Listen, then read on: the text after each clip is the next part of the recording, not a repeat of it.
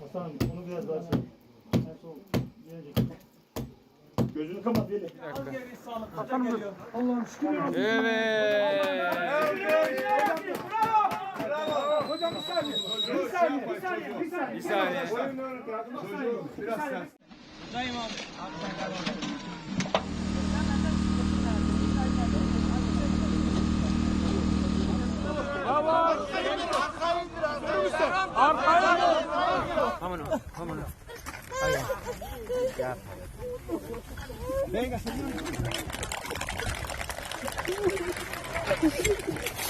Por favor, uno que vaya por botellas de agua.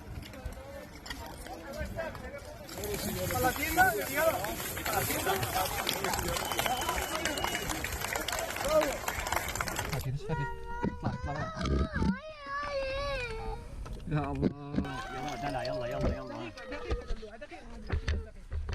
Yalla Bara.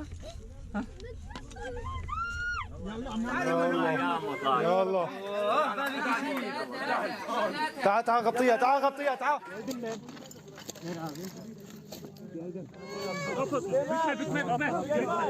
Süleyman hoş geldin. Süleyman geldi. Süleyman'a bir alkış. Ya Abdullah. نظام ما بالمي شباب هوليكان جيبوا لنا هوليكان هلا كان هون حرام اعطوا حرام اعطوا طريق يا شباب اعطوا طريق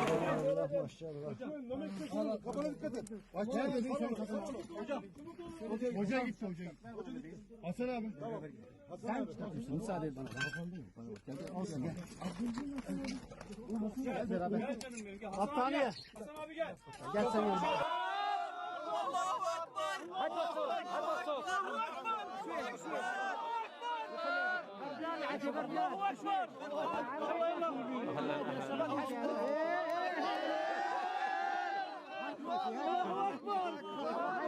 İnsan da vardır burada.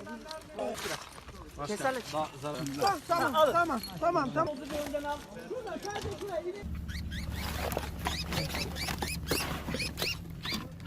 O bırakmaz hocam sen bana da. Hadi. Gel buraya. Çilek. Gel buraya. Gel burada tamam. Gel. Gel. Teyzeyi de kurtardık. Çilek merhaba.